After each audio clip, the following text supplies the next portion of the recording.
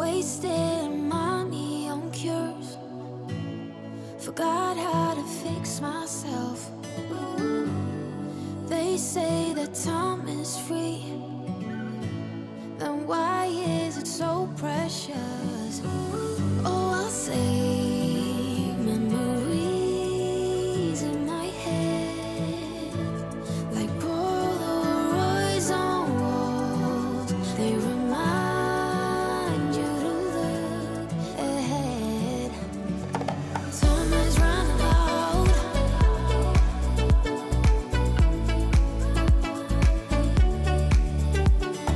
Time is running out.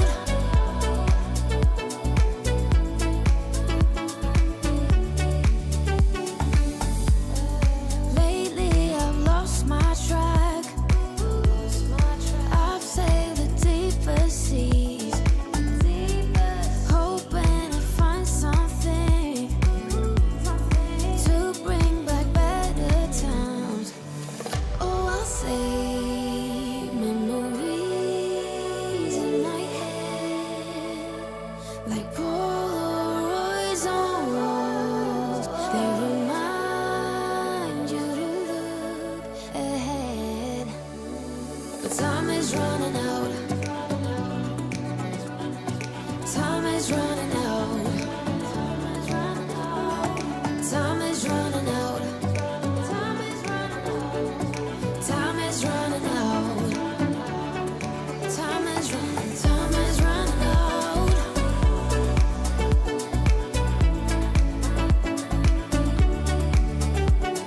But time is running out.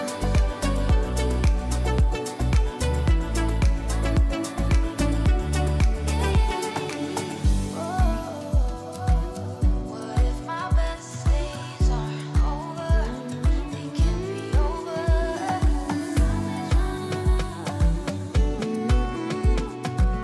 They can't be over now. Time is running out. What if my best days are over? They can't be over now. Time is running out.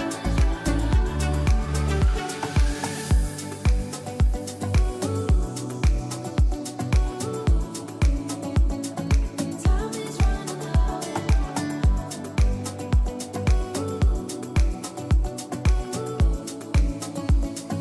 Time is running out. Evening, everyone. It's Jim here. Welcome to the latest, our sixth in a series of live revision sessions for BTEC National Business students who are getting ready for Unit 3. The next sitting, as we record this, is in January 2024. And in the last couple of sessions, we've looked at two of the three areas of financial ratios in the business finance part of Unit 3 that students need to be familiar with. So we're doing the third of the three areas. We've looked at profitability ratios. We've looked at liquidity ratios. So tonight it's the third part, looking at efficiency ratios. So welcome if you're joining us live. Please have a go at the activities. We've got a few multiple choice questions, a calculation or two, and a mini case study for you, some true-false questions as well. About 25 minutes or so for this session. If you're joining us live, please use the live chat to have a go or to ask any questions. And we'll also try and put some of your answers on the screen later on. If you're watching on catch-up or replay, you're just as welcome. But of course, you have the chance, if you wish, to pause the video at any stage and maybe do some some great comments coming in the live chat. Do some workings, a bit more time in your calculations. Let's have a look at what we're looking at today. And as I mentioned, it's the third area. It's measuring efficiency. So we've looked at liquidity, looked at profitability. Well, efficiency. There are three ratios or three calculations, formulae, if you like, that you'll need to be able to calculate, but also to be able to interpret and evaluate. They are the trade receivables days, trade payables days, and inventory turnover. And by efficiency, what we mean is how efficiently does the business use the current assets and current liabilities that it has invested in the business? Does it use them efficiently, particularly from a cash flow point of view, which is what we're going to be focusing on in this session. As always with these sessions, we've taken a dive into previous exam papers from Unit 3 just to pick out some examples to show you how this part of the specification has been examined previously. So I've not put the the dates and the years of these, although I'm pretty sure the top one is fairly recently. But there are some calculation questions, 2, 3 marks, even one 4-mark question that has been in the past, calculating the various ratios there. Also, don't forget that we need to look at the related side of efficiency ratios. So, for example, what is meant by the term credit purchase is relevant to calculating one of the ratios, as we'll see shortly. And also, don't forget that we can use our understanding of efficiency ratios as well as liquidity ratios and profitability ratios to help explain the advantages and disadvantages of different stakeholders analysing the financial statements of a business. So efficiency ratios are particularly interesting, as are liquidity ratios for suppliers of a business. And there was a 6-mark question that asked you to consider that. Well, we're not going to go through past exam questions, so don't worry about that. This session is just about getting into the knowledge and the understanding and a few calculations. So let's get going, shall we? Well, there are no MCQs, multiple choice questions in Unit 3. Perhaps you wish there were some, but we use them just to help build our knowledge and understanding as we go. So have a go at these. The answer is either always A, B, C, or D. But this time I need 2 letters, please, in the live chat if you want to have a go. 2 of these are efficiency ratios. Now, we've actually already mentioned 2 of these, I mean 3 of them, but that was like 2 minutes ago. So have a go at this. Maybe give you 15 seconds on this.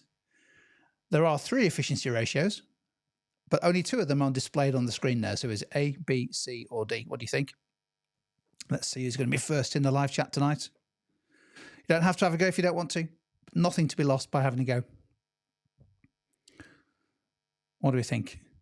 Efficiency ratios. A few more seconds. Not seen a correct answer yet. Okay, we're off to a slow start this evening. Don't worry about it though. Let's display the answer. Well, we've mentioned 2 of them, haven't we? 2 of the 3. Apologies to actually no, a whole bunch of answers just came in, but I still didn't see a correct answer.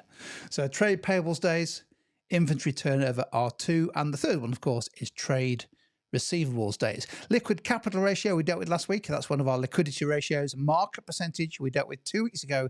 That's one of our profitability ratios. By the way, always go back to those previous sessions. Great way of revising all 3 areas of ratios. Anyway, we're talking about formulae and knowing them. Let's pick one of those. What is the formula for trade payables days? Now, a whole bunch of potential formulae there on the screen, and they all look fairly similar, but they all calculate different things. So which one is it? A, B, C, or D? Trade payables days. We'll come on to explain what it means in a second.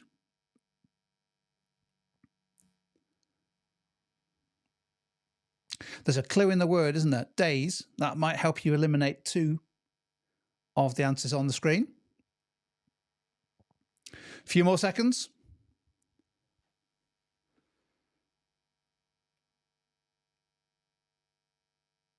Okay. Still not seeing a correct answer tonight, but it's on its way. I know. The answer is C.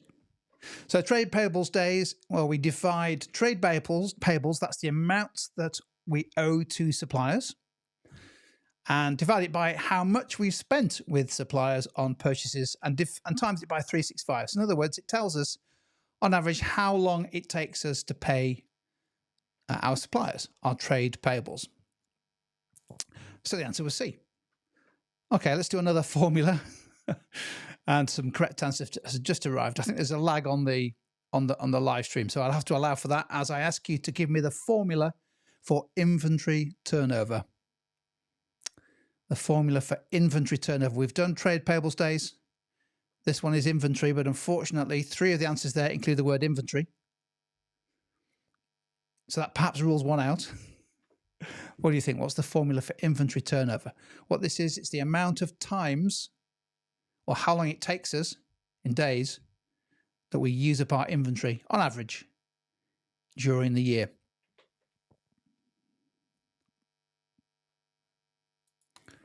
What do we think? A few more seconds. A couple of people are going for A. Venitus and Spry. Spry's on form tonight already. Going for A. Let's have a look. Actually, it's the other way around. It's average inventory divided by cost of sales times 365. Now, there is a way of calculating inventory turnover, which is the other way around. Cost of sales divided by average inventory, which gives you a number of times inventory turnover. But the traditional BTEC National approach is to ask you to calculate it in terms of days. So that's why I've gone for D, but actually A would be okay.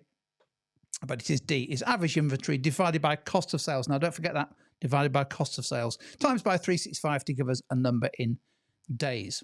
Okay, now here's a little situation for you. A shop decides to permanently increase the average value and quantity of inventory held in its storeroom. That's the shelves behind the shop. This is likely to lead to what? Is it A, higher trade payables days? Could it be B, lower inventory turnover? C, higher inventory turnover? Or D, lower payables days? What do we think? Just based around that information there. So a shop wants to hold more inventory by increasing both the value and the quantity held in the storeroom permanently. So nothing else changes apart from that. What's that likely to lead to? Not an easy question, but it goes to the heart of what inventory turnover and payables days are all about. And the answer is, well, it's lower inventory turnover in terms of the speed of inventory turnover. So, for example, what that means is we're not turning our inventory turnover as quickly. Now, you might say if it said higher inventory turnover days, that would also be the case. But lower inventory turnover basically says we're turning our inventory over slower. Lastly, I think this is the last one, the trade receivables days. We've not dealt with this so far. What is that a measure of? Trade receivables days. What do we think? Is it how long customers take to pay the amounts they owe? Is it how long a business takes to pay its suppliers? Could it be the maximum time that customers are allowed to wait before paying their invoices? Or D, the time suppliers take to deliver inventory? What do we mean by trade receivables days? A few more seconds on this one. It's not a formula, but it describes what the ratio tells us.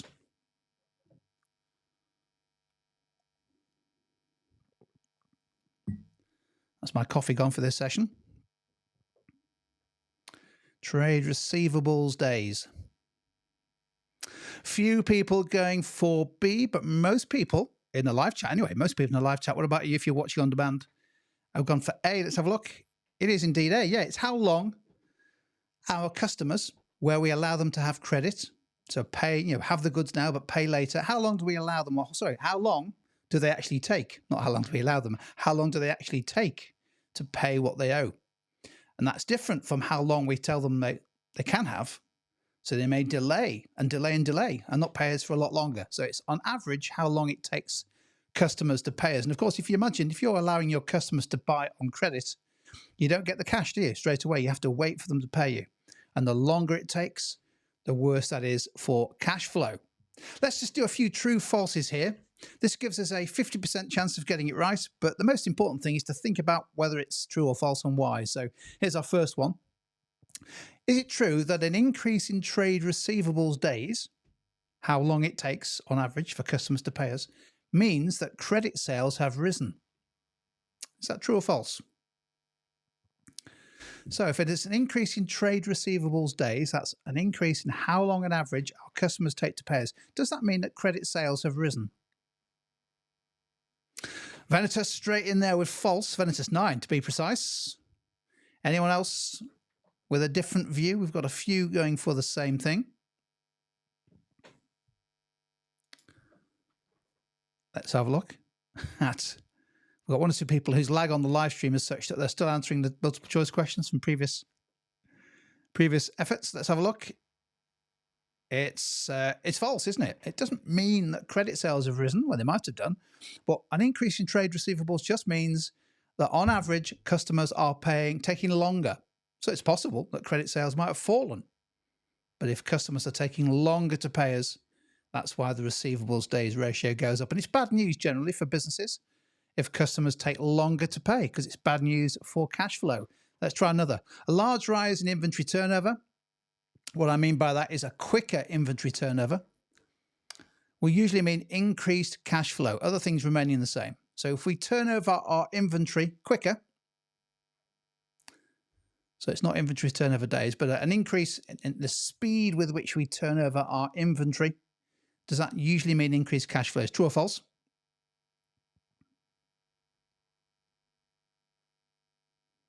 What do we think?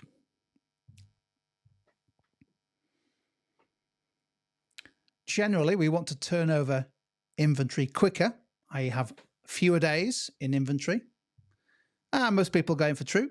Let's have a look. It is indeed true. Yeah, that's really why you want to try to speed up how often you turn over or how often you use up your inventory. Normally, if you want to increase cash flow, you try to reduce the amount that you are carrying in inventory.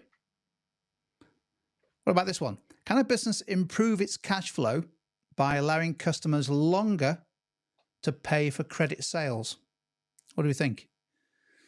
So, true or false? A business can improve its cash flow, increase its cash flow by allowing customers longer to pay for credit sales. Tempting, isn't it? If you're trying to get those sales in, you say, pay, take it a bit longer. Does that improve cash flow? Most people going for false in the live chat. Let's have a look. It is indeed false. Yeah, it's the other way around, isn't it? Basically, if you want to improve cash flow, you should ask customers to take less time to pay for the amounts that they've bought on credit. Try to reduce trade receivables days. So the lower you can get trade receivables days, the better it is for cash flow. Whereas if customers are taking longer, well, you've not got the cash in the bank. It's sat in their bank, which is no good, really. You want it in yours. And what about this one? Now, suppliers may look at the trade payables days ratio of a business before deciding whether to offer purchases on credit. Is that true or false?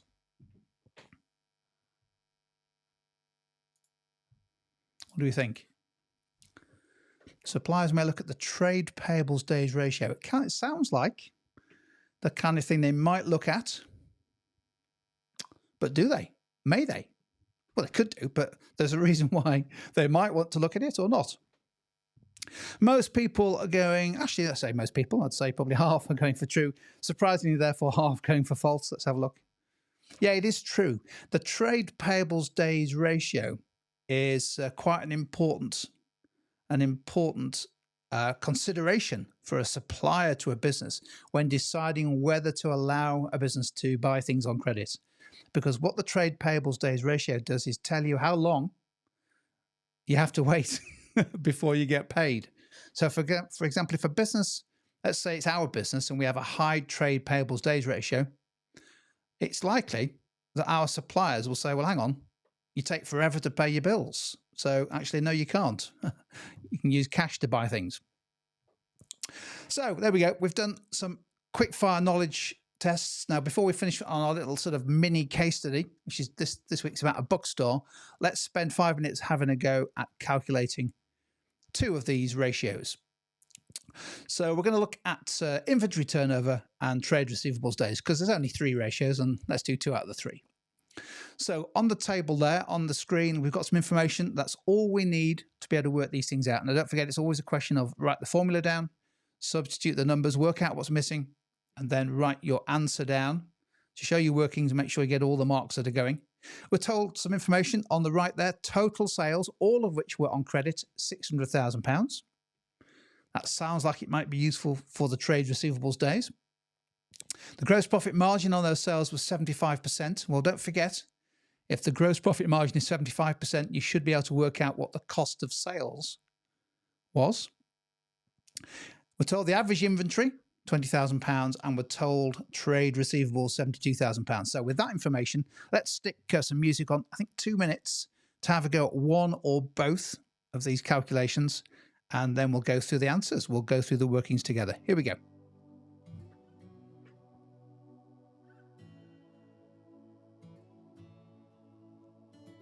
So don't forget inventory turnover, our formula. Well, we're going to express it in days.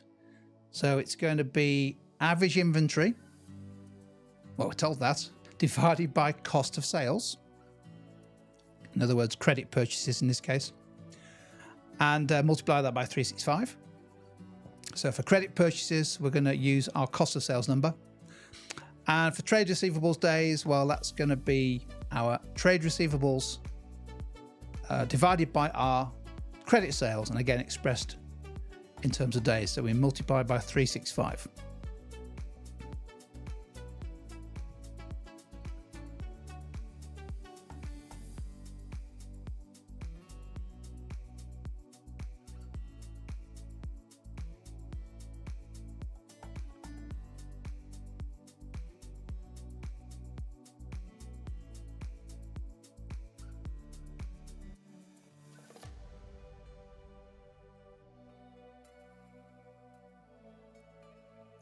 So 45 seconds to go. So on this one, assume that the cost of sales, it was all bought on credit. So those are the credit purchases.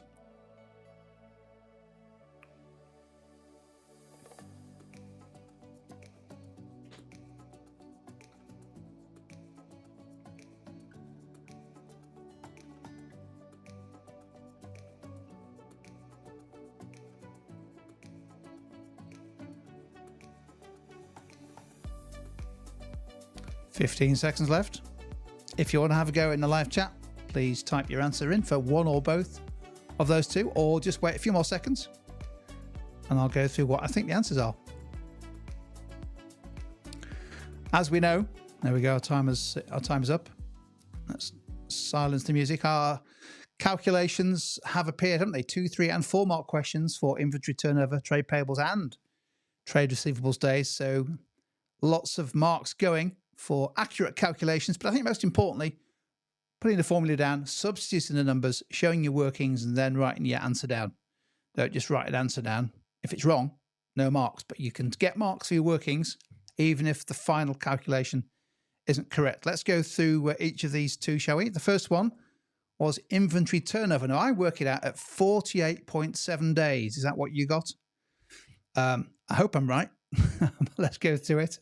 Well, we needed to work out what our credit purchases or cost of sales were, don't we? Well, we know that the gross profit margin is 75%. So the other bit, cost of sales, must be 25% of sales. So £150,000 is our credit purchases or cost of sales. And well, our inventory is £20,000. So we've got £20,000 of inventory on average, £150,000 each year of cost of sales or credit purchases. That's the ratio. But don't forget, we have to express that as a number of days.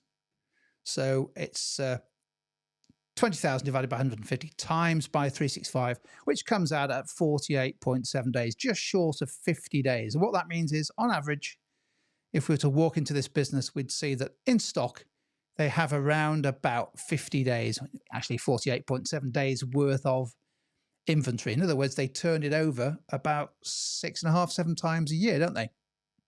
Freshen up the inventory. So 48.7 days will be, I think, my answer for that one, when inventory turnover is expressed in days. Trade receivables days, perhaps a little bit easier. Let's have a look. Well, I reckon it's 43.8 days. Let's go through why I think that is. We know our formula is trade receivables, £72,000, divided by credit sales. Well, we're told all of our £600,000 worth of sales were on credit. So all of that qualifies for the ratio, 72 divided by 600, but that's not the ratio. We have to times by 365. And I think, correct me if I'm wrong, I think that comes out at 43.8 days. So what does that mean? It means that on average, we allow our customers to buy on credit, but on average, it takes them 43.8 days to pay the amounts that they owe. Now, is that high or low? Well, of course, it depends on the industry. It could be very low for some industries. It could be very high. It could be about average. But we have to wait basically a month and a half, don't we? We make a sale to a customer. They take the goods, off they go. We wait a month and a half before we get the cash into our bank account. So that's what trade receivables days is all about, is how long on average customers take to pay the amounts that they owe. Good. Right, we've got 5 minutes left. Let's finish off as usual with each of these sessions. We finish off with a little mini case study, give you a chance to write some answers in the live chat, and I'll try to put 1 or 2 of them on screen, assuming we get some in the live chat. Here's our little mini case study. Today it's a bookshop. Let's read about it, and then I'll set you the task, give you a couple of minutes to maybe have a go at an answer. So Kira and Orlando own a bookstore in London called Buccaneers. The shelves are packed with books of all kinds, and there's even more piles of books on the floor. Their accountant, Johnny, perhaps he's the deputy accountant, has noticed that stores' inventory levels are high. Johnny calculates that inventory turnover this year is 150 days, significantly lower than the typical bookstore ratio of 75 days, lower in the sense that they turn their inventory over much slower than the average bookstore. 150 days it takes them to turn over their inventory compared with the average bookstore of 60 to 75 days. So Johnny's not happy. He wants to see an improvement in the inventory turnover ratio when he next visits to do Kira and Orlando's accounts. So over to you. If you want to type some answers into the window, I'll see if I can add one or two in. Give me a way in which Kira and Orlando could improve the inventory turnover of Buccaneers. It's too high, isn't it? 150 days. How could we improve it? I'll give you a clue. That means that involves lowering that number, doesn't it? We want to be lower. Turn over our inventory faster. Over to you. Have a go.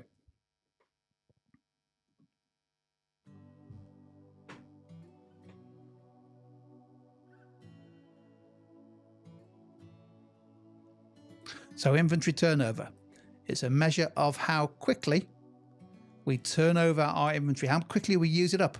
And businesses with inventory turnover of 150 days, it's basically sat there, isn't it, for almost half the year is that inventory.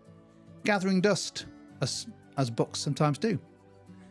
So Kira and Orlando, clearly happy running their bookstore, but how could they improve that ratio? Can you give me a way in which they might be able to do that? And ideally in context, maybe in application in relation to a bookshop.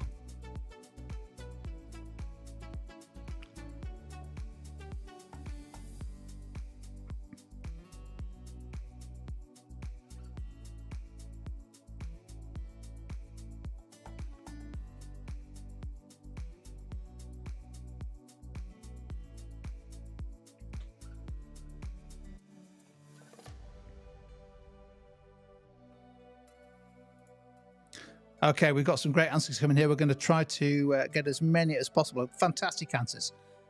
It was worth waiting for a minute, wasn't it? Because the quality of these coming through is amazing. So Spry was the first in to improve. Kira and Orlando, what a pairing. Could consider implementing strategies such as more focused marketing on slow-moving inventory. Yeah, those books that aren't selling. Offering promotions, adjusting the purchasing process to align with demand. Like that. Let's stick Vanitas is... in here, reduce the inventory size. Clearly, they've got a surplus of books. Great comment. In their inventory, they're all over the floor. Using the context, it shows in their inventory turnover. So what could they do about it? Value's got an idea. Analyze the inventory. Identify the slow-moving items. Let's turn the clock off there and maybe even turn the music off. Identify the slow-moving items. Optimize purchasing for in-demand books. In other words, stop buying books that aren't selling and focus on buying books that are selling. That is a great response. Optimize purchasing for in-demand books, the stuff that people want to buy, the best sellers. And also adjust the stock based on seasons and trends. So perhaps a refresh of the window display for Halloween or for Christmas or Easter. Some great stuff coming in. Oh, Value's on fire now. Use inventory management software. Conduct regular inventory counts. Exactly. Make sure that your inventory data is accurate, up to date. Does it map against the sales that you've got? I'll keep looking out for these phenomenal responses, because what I love about these, they are applied to the context of Buccaneers, the bookshop. Whilst I'm looking out for those, I'll keep those on screen whilst we go with the two that I came up with. And by no means are these any, well, they're definitely not better than what you came up with. So I went with run a promotional sale for slow-moving books, which I think was Spry's idea. Analyze past sales, identify the books that are very slow moving, and basically offer a big discount to get rid of them. So we're thinking Unit 2, developing a marketing campaign, some kind of promotional campaign to get rid of the stuff that just isn't selling, even if it means selling for less than cost. Get them out of the store. Another one is, I just wonder whether we're told that the shop is full of books everywhere. Could we clear some of that out, maybe even throw some of it out, and use the space differently, perhaps to sell things that might appeal to bookstore customers, but they're not slow-moving, dusty old books like greetings cards, book-themed calendars, author-themed calendars, book-related gifts, mugs, all kinds of stuff. Typically the kind of stuff that sells quicker. Inventory tends to move quicker than perhaps the stuff that they're currently selling. Now, either of those two plus your suggestions there I love values on. Let's put it back on the screen there. Adjust the stock based on seasons and trends. In other words, actively manage your inventory to try to encourage customers or visitors to come into the store to actually start buying some of the stuff. All of that would improve inventory turnover. And what we mean by that is we would turn our inventory over quicker. We'd reduce the inventory turnover days ratio, how many days on average we are holding in the shop. And that means turning over inventory quicker. Now, that's really important for any business, but particularly a business like a bookstore where they've got lots of cash tied up into inventory. And I think any of those items, any of those strategies would be of interest, would delight Johnny the next time he comes around to do the accounts. There we go. That's exactly 27.5 minutes on efficiency ratios. So a quick summary. There are 3 efficiency ratios: trade payables days, how long it takes us to pay our suppliers; trade receivables days, how long it takes our customers to pay us. We want that to be low. And inventory turnover, how quickly, how often we turn over and use up the inventory that we hold in the business. All of those 3 are related. They're all efficiency ratios, and they all help evaluate how well a business is managing its current assets and current liabilities. Hopefully that's useful. We've done 3 sessions now on all the 3 ratio groups. We've done profitability ratios, liquidity, and in this session we've done efficiency. So that's it with ratios. We're going to move on in the next 2 or 3 sessions to look at the statement of financial position, the statements of comprehensive income, and the various accounting adjustments such as accruals and prepayments and depreciation. We're going to look at those in the next 4 sessions ahead of Unit 3. So hopefully you can join me for that. A big thanks to everybody who's participated in the live chat. Hopefully it's been useful for you. It's Monday night at 6 p.m. is our regular slot for Unit 3. Also, check out our YouTube channel because we've just added in the dates for Unit 6 live streams, which were starting in the middle of November that run through to Christmas. So check those out if you're doing Unit 6. But for now, from me, cheers.